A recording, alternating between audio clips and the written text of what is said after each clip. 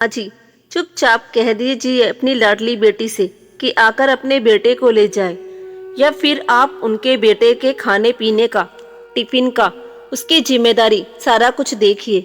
मैं नहीं देखने वाली। नौकर नहीं हूं मैं आपकी और आपकी बेटी की। मैं तो पराए घर से आई हूं ना। आज तक जितना करना था कर दिया। अब मुझसे कोई उम्मीद मत करना। कहते हुए गुस्से से मीनल अपने कमरे में चली गई। आशा जी अपनी बहू मीनल का गुस्सा देख सक पका गई। एकदम से हैरान थी कि अचानक से बहू को क्या हो गया है। यह ऐसी तो नहीं थी, ना ही कभी इतनी ऊंची आवाज में बात की थी। फिर आज अचानक से जो भी हो, बहू की इतनी कड़वी बातें सुनकर आशा जी गुस्से में चीखती हुई बहू के कमरे में गई और बोली, बहू तुम्हें क्या लगता है मैंने तुम्हारे भरोसे इस बच्चे को यहाँ पर रखा है? बिल्कुल भी नहीं। अपने भरोसे रखा है। तुम्हें क्या लगता है तुम उसका टिफिन नहीं दोगी, उसको खाना नहीं दोगी तो मैं नहीं दे पाऊंगी? बिल्कुल दूंगी, और बहुत ही अच्छे से दूंगी। याद रखना, कल को तुम्हारे भी बच्चे होंगे। किसी के बच्चे के साथ ऐसा करते हुए तुम्हें शर्म नहीं आई? हाँ नहीं आई माँ जी, बहुत कर ली शर्म मैंने। इतना तो समझ में मुझे आ गया कि जिसने की शर्म उसके फूटे कर्म। शर्म के चक्कर में ही आज तक मैं आप लोगों की हर बात मानती चली आई और देख भी लिया उसका नतीजा। अब मैं अपने हिसाब से रहूंगी। पराए घर की हूं ना, इसलिए। फिलहाल तो आशा जी भी कहाँ कम थी। गुस्से में वह भी तनाती हुई अपने कमरे में जाकर बैठ गई और शाम को अपने बेटे के आने का इंतजार करने लगी। शाम को जैसे ही संदीप आता है, आशा जी रो रो कर संदीप को सारी बातें बताती है। बेटा देख ले, तेरी बहन परेशान है। कितनी बड़ी परिवार है उसका, अपने बच्चों पर ध्यान नहीं दे पाती है, इसलिए इतना त्याग करके उसने अपने 10 साल के बेटे को यहाँ पर भेजा है ताकि उसकी पढ़ाई ना बर्बाद हो। और तुम्हारी पत्नी ने उस बच्चे को भी नहीं छोड़ा। उस छोटे से मासूम बच्चे से भी उसको तकलीफ हो रही है। अब तुम ही बताओ बेटा, क्या करूं मैं? कहाँ जाऊं मैं उसे लेकर? कहते हुए आशा जी रोने लगी। माँ का रोना देख संदीप गुस्से में वहीं से चिल्ला चिल्ला कर मीनल को बुलाने लगा। पति की आवाज सुन मीनल आशा जी के कमरे में आई। मीनल को देखते ही संदीप भड़क जाता है। मीनल, यह क्या तरीका है माँ से बात करने का? तुम्हें दिक्कत क्या हो गई? तुम गौरव को 2 टाइम का ढंग से खाना नहीं दे सकती? नहीं संदीप, मैं कैसे दे दूं? मैं तो पराए घर से आई हूं ना। देख ले बेटा, देख ले, आज सुबह से यही रट लगा रखी है, पराए घर से आई हूँ, पराए घर से आई हूँ। अगर हम यही बात बोलते अपने मुंह से तो इसे बहुत बुरा लगता। अब खुद अपने मुंह से बोल रही है तो सब कुछ सही है। माँ जी, आपने क्या बोला है क्या नहीं बोला, यह तो रहने ही दीजिए। और संदीप, मैं कौन होती हूँ गौरव की देखभाल करने वाली? गौरव यहाँ पर मेरे भरोसे तो आया नहीं है, माँ जी के भरोसे आया है, तो आज से माँ जी करे उसकी देखभाल। मीनल, तुम्हारा दिमाग तो सही है, यह अचानक से तुम्हें क्या हो गया है? तुम ऐसी बातें तो नहीं करती थी। अभी संदीप मीनल को डांट ही रहा था कि तभी संदीप की बहन रश्मि भी आ जाती है। आशा जी ने दोपहर को ही रश्मि को फोन करके बुला लिया था बहू की क्लास लगाने के लिए। रश्मि ने भी आते ही मीनल के ऊपर भड़क गई। क्या भाभी, मेरा इतना छोटा सा बच्चा, मासूम बच्चा आपके लिए बोझ बन गया है? आप उसका टिफिन नहीं बनाकर दे सकती हैं? देख लिया भैया, हम कुछ कहते तो आपको भी बुरा लगता कि मैं ननंद हूँ। आप देख लो भाभी का मेरे से तो दूर, इन्हें तो मेरे बच्चे से भी तकलीफ है। कहते हुए रश्मि भी रोने लगी। मीनल चुपचाप माँ बेटी की नौटंकी देखे जा रही थी। दोनों माँ बेटी ने मिलकर संदीप के सामने मीनल की भर भर के शिकायतें की। मीनल में एक से एक कमियां निकाली, यहाँ तक कि यह भी कह दिया कि मीनल रश्मि के बच्चे से जलती है, रश्मि से जलती है। रश्मि रोते हुए संदीप से बोली, भैया अब मुझे लगता है कि अब मेरा मायका यहाँ से नहीं रहने वाला है। अब मैं यहाँ कभी नहीं आऊंगी। मैं अभी अपने बेटे को अपने साथ लेकर जा रही हूँ। मेरा मायका छोड़ने के पीछे की वजह सिर्फ भाभी है। आज मैं अपना मायका छोड़ूंगी। चल बेटा, जब तू ही नहीं आएगी तो मैं इस घर में अकेली क्या करूंगी। यहाँ रहकर रोज रोज इसकी बातें ही सुनने को मिलेगी। बेटे की तो मजबूरी है, पत्नी के साथ रहेगा। मुझे भी वृद्ध आश्रम में छोड़ देना, मैं वहीं रहूंगी। मुझे भी नहीं रहना इस कलेश भरे माहौल में। माँ और बहन की बातें। संदीप गुस्से में मीनल को घूरते हुए बोला, मीनल, सारा किया कराया तुम्हारा है ना। आज तुम्हारी वजह से घर में यह माहौल हो गया है कि माँ और बहन दोनों घर छोड़ने के लिए तैयार है। यही चाहती हो ना? तो 1.5 साल हुए नहीं तुम्हें इस घर में आए हुए और अभी से तुम्हारी यह हालत है। तुमने पूरे परिवार के नाक में दम करके रखा है।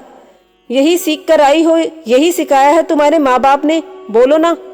खबरदार संदीप, मुझ तक ही रहना, मेरे मायके जाने की जरूरत नहीं। मेरी माँ ने कैसे भी संस्कार दिए हैं, तुम्हारी माँ से तो बहुत ही अच्छे संस्कार दिए हैं। और जो तुम्हारी माँ और बहन ये घड़ियाली आंसू बहा रही है ना तुम्हारे सामने, उनका भी मेरे ऊपर कोई असर नहीं पड़ने वाला है। इतना तो मैं समझ गई हूँ कि इस घर में किसी के लिए अगर जान भी दे दूँ ना तो भी कम ही है। आज पूरे 1 साल से मैं गौरव को यहाँ पर रखी हूँ।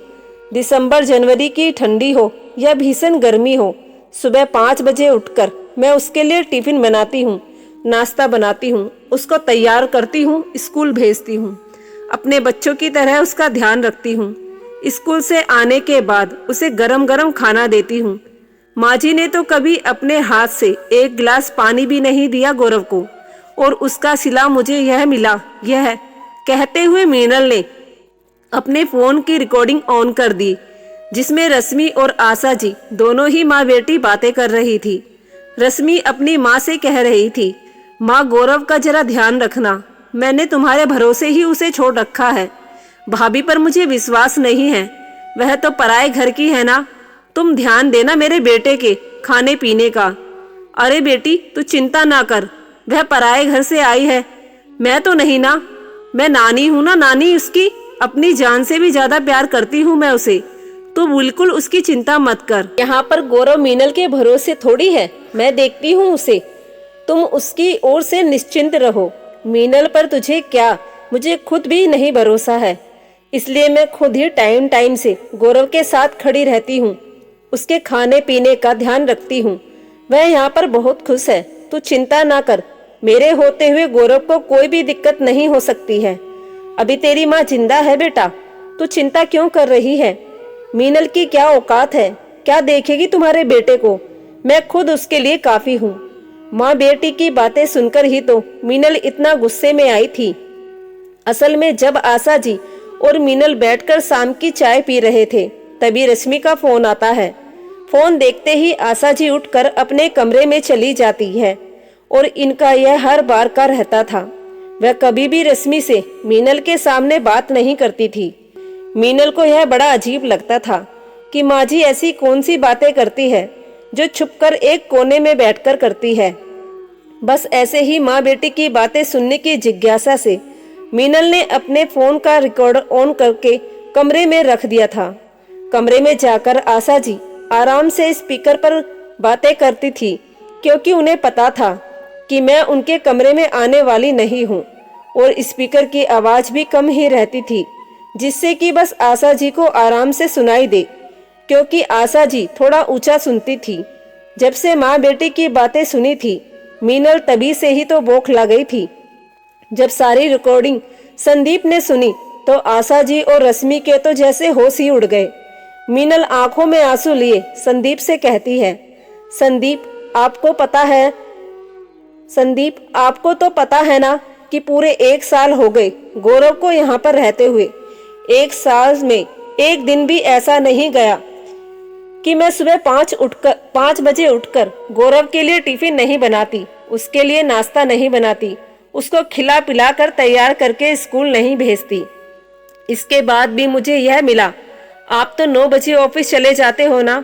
मैं चाहती आराम से 6 बजे सोकर उठती, आराम से 7 बजे किचन में नहा धोकर जाती, लेकिन गौरव के चक्कर में मैं 5 बजे उठती हूँ, चाहे वह कड़ाके की ठंड हो या भीषण गर्मी।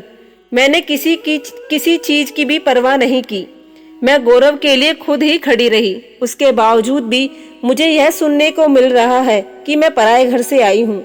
माँ जी ने कभी भी गौरव को एक गिलास पानी तक नहीं दिया अपने हाथ से इन पूरे 1 साल में। और बातें सुन लो, दीदी खुद अपने ससुराल में 5 बजे उठने से डरती है कि अगर वह गौरव का खाना नाश्ता टिफिन बनाने लगेगी तो उन्हें अपनी जेठानी के बच्चे के भी टिफिन बनाने पड़ेंगे। इसके चलते उन्होंने गौरव को यहाँ पर भेज दिया, लेकिन यहाँ पर भी उन्हें किसी पर विश्वास नहीं है। खुद के घर में तो आग लगी पड़ी है, तो यहाँ की भी सुख शांति इन्हें बर्दाश्त नहीं हो रही है। अब आप यह बताओ कि जो पिछले 1 साल से ना दिन देखा है ना रात देखा है, बच्चे का खाना पीना टिफिन नाश्ता कपड़े से लेकर उसकी हर छोटी से छोटी चीज का ख्याल रखता है, अगर उस इंसान को यह कह दिया जाए कि वह पराए घर से आई है, उसका भरोसा नहीं है, उसके भरोसे बच्चा नहीं है, उसे तकलीफ नहीं होगी? मैं इंसान नहीं हूँ? मैं भी हार्ड मांस की बनी इंसान हूँ। मेरे अंदर भी दिल है, मुझे भी तकलीफ होती है। पूछ लो गौरव से, उसे छोटी सी चीज भी चाहिए होती है तो नानी के पास ना जाकर मेरे पास आता है। और फिर भी माँ बेटी की नजरों में मैं पराई हूँ, दूसरे घर से आई हूँ। विश्वास नहीं मेरे ऊपर तो करो अब, मुझे इनके लिए कुछ भी नहीं करना है। अगर इतना तो मैं किसी गैर के बच्चे के लिए करती तो वह भी एहसानमंद रहता, लेकिन इन लोगों के लिए चाहे कुछ भी करूं, अपनी जान तक दे दूं, लेकिन इन लोगों की नजरों में कभी अच्छी नहीं बन पाऊंगी।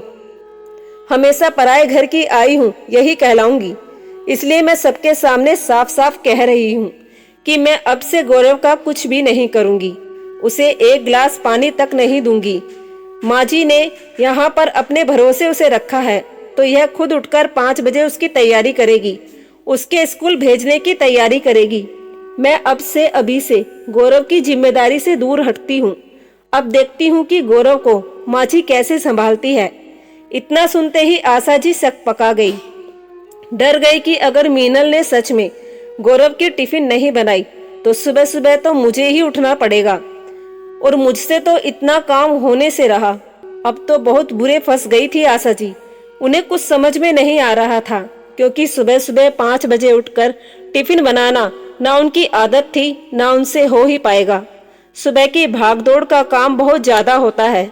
मीनल तो गुस्से में अपने कमरे में चली गई। मीनल की बात सुन और माँ बेटी की रिकॉर्ड सुन संदीप भी गुस्से में आशा जी से बोल पड़ा, यह सब क्या है माँ? आप दोनों अपनी हरकतों से बाज नहीं आओगी ना? सारा किया कराया आप लोगों का, और दोष बेचारी मीनल पर लगा दिया। अगर वह आप लोगों की बातें रिकॉर्ड नहीं करती तो अब तक तो मैं ना जाने क्या क्या उसे बोल देता, क्या क्या कह चुका होता। बेटा तुम्हें हमारी बातें तो दिखाई दे गई, अपनी पत्नी की बातें नहीं सुनाई दी? क्या क्या बोलकर गई है वह? सही तो बोला उसने माँ। जब आपने अपने भरोसे रखा है गौरव को, जब सब कुछ आप गौरव का खुद करती हो, मीनल कुछ नहीं करती, तो सही तो है। आप करो, मीनल क्यों करेगी? कहते हुए संदीप भी वहां से गुस्से में ही चला जाता है। अब तो आशा जी बिल्कुल अकेली पड़ गई थी। गौरव की जिम्मेदारी उनके लिए बहुत बड़ी जिम्मेदारी थी। इतना भागदौड़ तो करने की आदत नहीं थी उनकी। रश्मि भी चुपचाप माँ को देखे जा रही थी, उसे भी कुछ समझ में नहीं आ रहा था। अंत में रश्मि ने कहा, माँ अब क्या होगा? ऐसे तो गौरव का स्कूल भी छूट जाएगा, या वह बिना खाए पिए बिना टिफिन लिए ही जाएगा। कुछ सोचते हुए आशा जी ने कहा, बेटा अब मीनल तो इसके लिए कुछ करने से रही, और तुम्हें तो पता है इतनी सुबह सुबह उठकर मुझसे कोई काम होगा नहीं कि मैं उसका टिफिन और नाश्ता बनाकर दे सकूं। बेटा अब तो एक ही रास्ता है, तू गौरव को अपने साथ ही ले जा। लेकिन माँ आपको तो पता है ना वहाँ की हालत के? पता तो है बेटा, लेकिन अब कर ही क्या सकते हैं? अब तुझे ही अपने बच्चों को संभालना होगा। माँ की बात सुन ना चाहते हुए भी मजबूरी में रश्मि गौरव को लेकर चुपचाप चली जाती है। रश्मि मन ही मन उस पल को कोस रही थी जिस पल उसने माँ के साथ मीनल की शिकायत की थी, खास करके वह बातें जो मीनल ने सुनी थी। काश उसने मीनल के ऊपर भरोसा किया होता तो शायद आज यह दिन देखने को नहीं मिलता। जिस काम के डर से उसने गौरव को मायके में छोड़ रखा था, आखिरकार उसके अविश्वास ने दोबारा से लाकर उसे वहीं खड़ा कर दिया। यह तो वही बात हुई ना कि अब पछताए होत क्या जब चिड़िया चुग गई खेत। तो दोस्तों, ये कहानी आप लोगों को कैसी लगी कमेंट बॉक्स में लिखकर जरूर बताएं। वीडियो पसंद आई हो तो लाइक करें, शेयर करें और हमारे चैनल अनमोल कहानी राजा को सब्सक्राइब करना ना भूलें। धन्यवाद।